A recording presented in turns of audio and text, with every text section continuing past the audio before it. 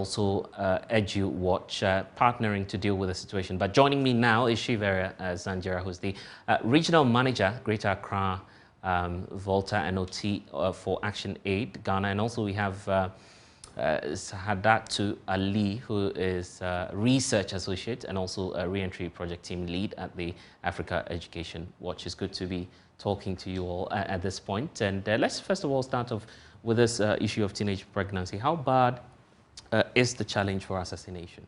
Okay, so thank you very much, Blessing, and good afternoon to your viewers. So the situation is very bad. Recently, we saw a publication from the Ghana Health Service about the number of teenage pregnancies. And the average teenage pregnancy we record is 100,000. That is the average. And this is a cause for concern. You know, when you look at census data, that's provisional census data for 2017, 2018, 2019, you realize that the total population is 29 million, out of which 14.3 are females. 21% of this number are between 10 and then 19. And then this 21% are those that are getting pregnant. So 21% of 14.3 million are 3 million. So out of these 3 million girls, we have 100,000 getting pregnant every year. This is a very serious situation. So this is cumulative. So even if we are talking about 100,000, it's not just 100,000 for this year alone. No. That may also happen it has been the case that has been the case 2016. over that period, right? Yeah. Since 2016? Yes. We've been recording above 100, an average of 100,000 teenage pregnancies. And these are for out-of-school girls. But the GES reports about between 2018 and then 2020, the GES reports about 22,000 girls getting pregnant in school. Right. Yes. Right. So it means that we need to tackle this head on, right? We need practical solutions to deal with this. In fact, we'll be exploring how we can get more of the girls back into school. But Shivera is also on. Shivera, you are obviously concerned at Action Aid, isn't it, about the situation?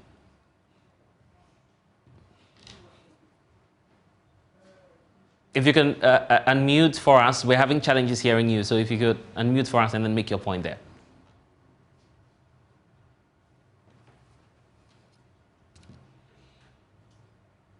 Well, we seem to be having some... Yes, I'm unmuted, right, yes, now we can... Yes. Thank you very much for the opportunity this afternoon. We at Action Aid are equally very concerned about the figures that are jumped out. Like my sister Saada just said, these are the figures that have been officially recorded.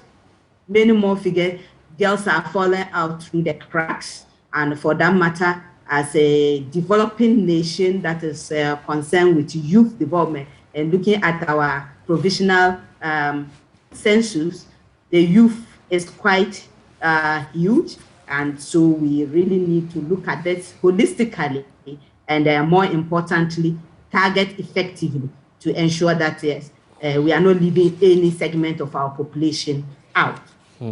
With that said, I think that there's more that we can do aside what the few non-governmental organizations and development partners are doing as a nation. And I think the nation has started a very good initiative, which is the re-entry policy. And so we would be helping the nation to achieve its objective. Okay, but let's even diagnose the problem in the first place. And Sadat, if you can help us with that. How is it the case that we're having, for instance, more and more children engage in sexual activities, particularly when they're of school-going age? Okay, so at the school level, GES's policy on pregnancy prevention is abstinence. That is the message they give in the school. But then the kids are getting pregnant. And then out of school, you have the Ghana Health Service preaching contraception use. Yeah. So these are two separate messages that are being given to the children. So we at EducWatch are advocating for a collaboration between the GES, the Ghana Health Service, NCCE, and then the Gender Ministry. They should collaborate and then give their communication. You feel that the coordination is not synergy right. in their messages. The coordination is not. Yeah, there should be a synergy in their messages so that the children can assimilate it better. If you are coming from different angles, it confuses the kids. And then usually, GES doesn't allow for contraception use message to be preached in the schools. They don't allow that. So we are, and our kids are getting pregnant. So we think we are at a point where there needs to be a national conversation about making contraception use complementary to the abstinence message. Then I think we can make. Okay, so we're not focusing too much on the abstinence. We're just dealing with yes contraception. That's the focus is too much on the. That's too much because. Yes, it's good to preach abstinence, but obviously from the data on the ground, it is not yielding the required dividends. That's what we are saying, that there needs to be a national conversation on making contraception use complementary to the abstinence message. Be it as it may, there are over 100,000 obviously sitting at home. There's a need to get them back to school. Yes. What's the approach? What is EducWatch doing to try and get stakeholders on board so that we have all these girls back to school? Okay, so we are, as part of our SEF2 project, which we are doing in partnership with Star Ghana and then with support from FCDO, we are advocating for a financial support policy for these vulnerable girls who are willing to re-enter school. So we want this policy to be made a component of the LEAP program, which targets very vulnerable, economically poor girls, so that it gives them a monthly stipend for them to get back to school. And please, what to note, like as consideration to give this money is, first, the girl must be identified to be someone that is poor, because we have. Okay, so you don't want this to be a free-for-all thing, no, where anyone at all could just because there are go pregnant girls and teenage mothers that are not poor. Right. So the Ministry of Gender should identify poor girls. And then not just, it doesn't end there. These should be girls who are willing to go back to school. Right. So that the money is not given just because you have expressed interest or you are poor. But then you should be seen to be attending school. Right. So we have this example by Plan Ghana, where they assisted about 5,000 girls to go to school. And they send them cash transfers. But then they monitor their school attendance. And it is on that basis that the money is sent. So the teachers are made to monitor attendance. If you miss school for some couple of days, you don't get the monthly stipend. You feel this will be an incentive to help them go back? Yes, it should help them, because we have a lot of girls that are willing to go to school, but then because of pregnancy, you know, these are girls that are already poor, and then the pregnancy and childbirth comes to exacerbate their situation. So if they find it difficult to go back to school. Right. Yeah. Let's hear from Shivera as well. In terms of policy, Africa Education Watch is saying, let's try and give some stipends to these girls. Is there more? Is there something we could do beyond just giving out some cash to these girls? Yes, I think that that's a good call and exactly on point. The situation, as we heard from the documentary, it's a result of poverty, and most of these girls, if they get a bit of push, would go far. So beyond, if we are able to get them on the LEAP program, we tried under our project to get them on the LEAP project. However, there were a few challenges from the Ministry of Gender, because the LEAP has a period they register. So if your community is moved out, it's if they move out of your community, it's difficult to get you back on board. But if they are willing, it's something that can be reviewed and also look at where we can get the girls who are really interested in going back to school. When you speak to some of the girls, they really don't want to go back to school. They want to learn a trade. There are some who want to learn trade but not go back into formal education. But a lot more of them really want to stay in school and complete. So LEAP is one. And secondly, we have to start reconsidering our education policy, because we expanded it to include KGs, and I think it's time we are reviewing. We should think of adding a bit of nurseries to the current basic, basic education policy, to extend it such that such girls can actually leave their kids at the nursery and be in class and pick up their kids. it is not easy to get. Most of the parents, just like the documentary said, are poor and they have to survive. They need to work to survive. So when they hear you telling them, take care of your ward kid, first they are demoralized because they had so much hope in these girls, and then this is what they bring at the end, and you are now trying to get them to take up extra responsibility. They aren't willing. But we could actually have a policy where the district assemblies could get a care center where people can be, some 2-3 mothers can be there and be paid. Right, but is the solution not oversimplified, particularly when we know that these girls are within communities that obviously have stereotypes about persons who are pregnant and still trying as much as possible to make it back to the basic school particularly? How do we deal with that societal challenge that may confront the attempts that you're making now? Excellent question. And just to say that, yes, that is one of the biggest challenge we have as a country. We have kind of stigmatized these ladies to the extent that I can tell you, we have one of our current communities, which was under this project, where we had this girls model school, because that community had a lot of girls who were out of school because of pregnancy. So we decided that we're going to get a model school, only girls school. As we are speaking, we are currently re-engaging to see how we can get, because they have been stigmatized. Any girl that goes to that school is called a Born One school. So the girls themselves are running away. So enrollment is becoming. But to tackle this problem, I think that we need to look at engaging broadly, bringing our traditional leaders into the pool, our religious leaders, especially the faith-based organizations. Most our lives have been built around some form of morality. Pregnancy is not, it's not contagious. And we have good example of girls who were pregnant, but because they were from privileged families, they were able to continue. They have become, in this same society, they become professors, economists, doctors. So why should a poor man's daughter stay at home with all the intelligence just because society has decided to label them for a little mistake they made as a result of poverty? So I think that we need to relook at and revisit our comprehensive education policy. A year ago, it was halubalu. We didn't even give the policy an opportunity to even know what was inside. We kind of thought that, oh, the comprehensive education curriculum was about all manner of things, so we shelved it. I think it's high time we revisit it and look at how we can expand it and ensure that all children, but especially girls, are catered for. Right.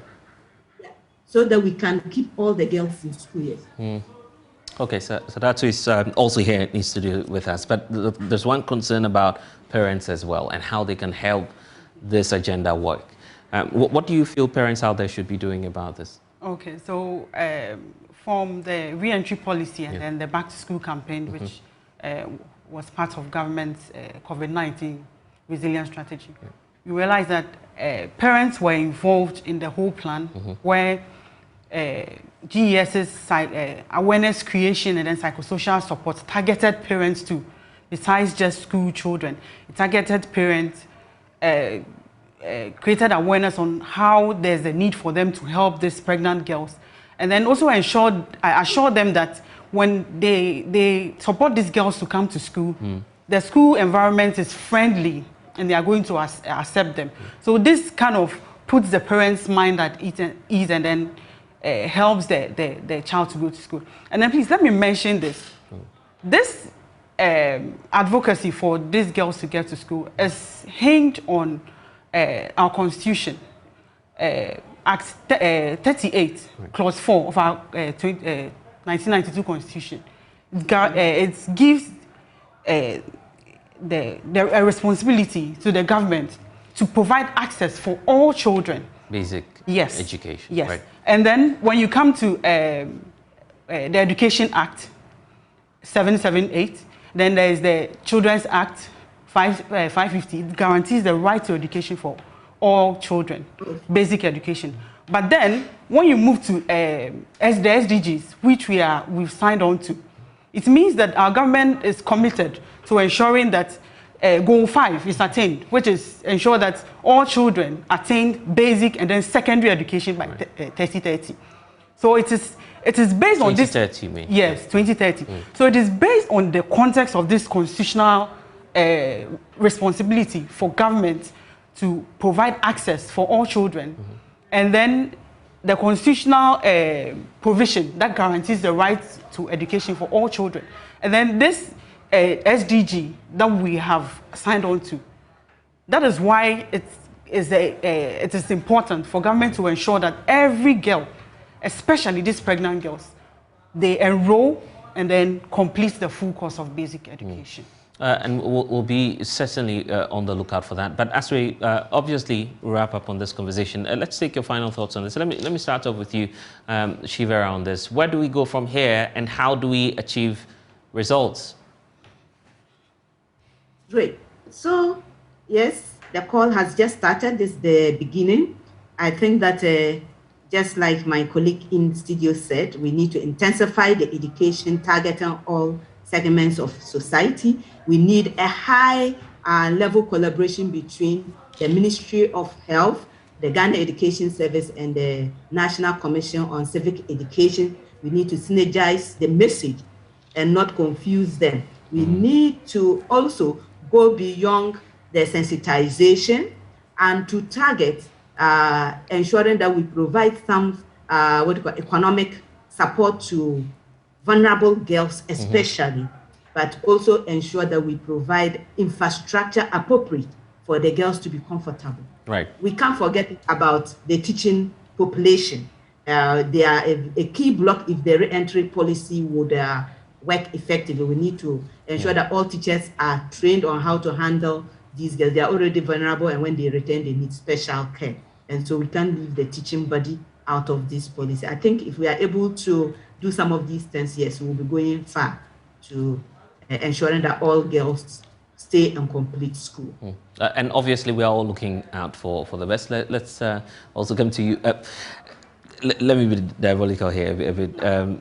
Why are we not talking about boys as well? Are you making any plans to factor in boys as well to ensure that they also go back to school? Because there are some who would obviously would want to take advantage of the policy measures that you are announcing. I think about on the 12th, we met with Parliament, and then that was one of the call, because a school mother, a teenage mother was there, and then in telling her story, we realized that the school boy that impregnated her has dropped out, and he's now working to support her. And that has been the case. Right.